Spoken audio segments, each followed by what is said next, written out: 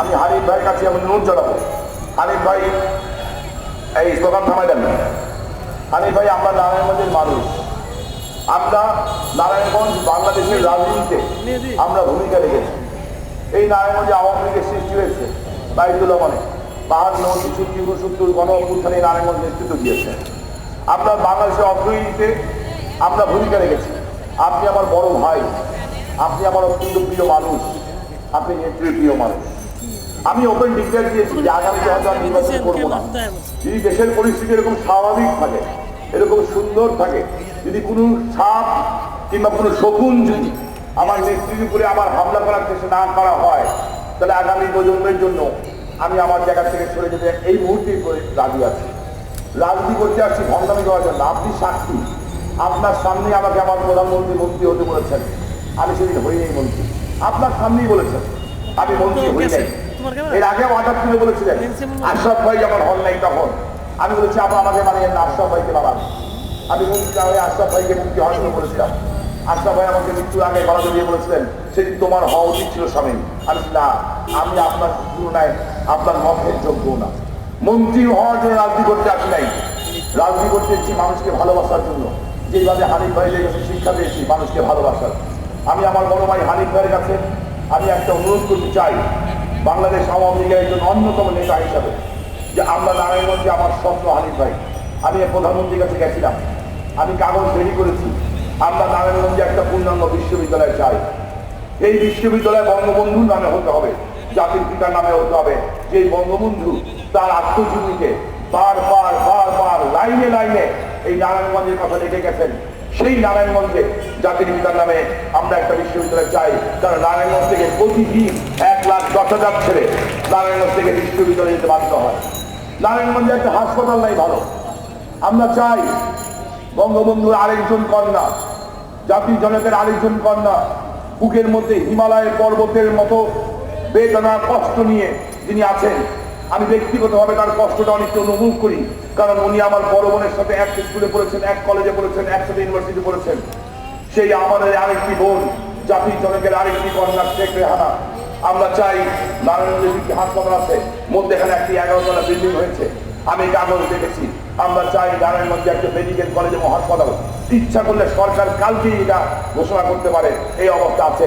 আমি চাই হানিফ ভাই আপনি আমার সাথে থাকবেন, আমি যখন নেত্রীর কাছে বলবো, এবং আমি জানি ইনশাল্লাহ আমার নেতৃত্ব দিবেন, আপনি থাকলে আমার একটু সাহস যোগায়।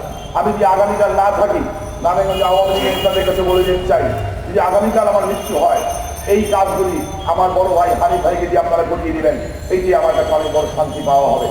আমরা মৃত্যুর পর মানুষের দোয়া চাই, মৃত্যুর পর মানুষের কাছে বেঁচে থাকতে চাই। নারায়ণগঞ্জের সেনাবাহিনীর একটা জায়গা আছে, আমি সামরিক উপদেষ্টার সাথে আলোচনা করেছি।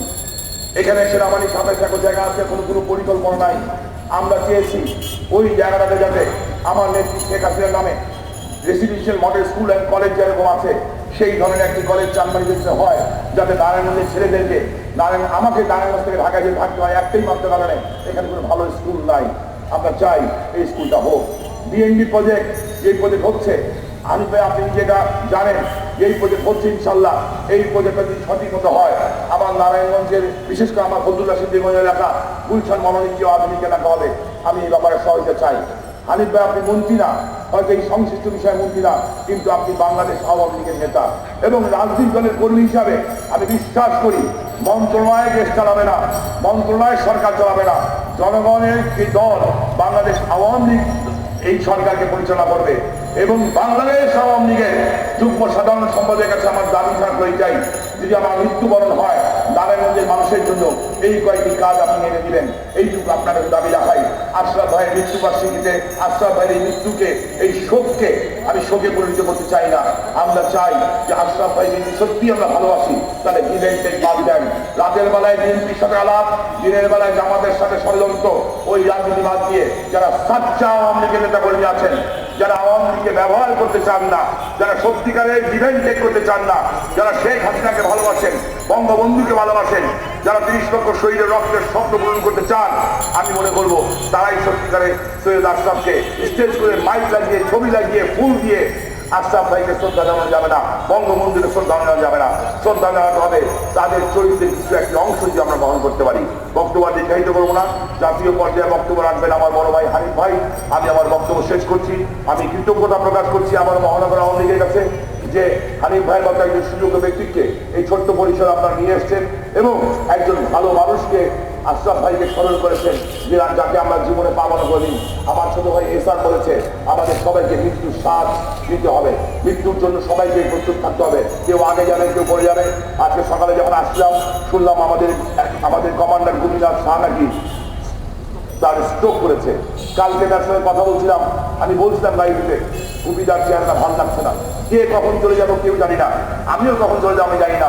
যদি যাওয়ার আগে শুধু বলতে চাই নারায়ণগঞ্জের মানুষ যারা আছেন আওয়ামী লীগের কর্মীরা, কোনো ভুল করে থাকলে গুলি করে থাকলে আপনাদের সবার কাছে ক্ষমা চাই, মৃত্যুর পর দোয়া চাই, মৃত্যুর আগে ফুলের মালা চাই না। খোদা হাফেজ। জয় বাংলা, জয় বঙ্গবন্ধু। এই পর্যায়ে বক্তব্য নিয়ে আসছেন আমাদের আজকের অনুষ্ঠানের প্রধান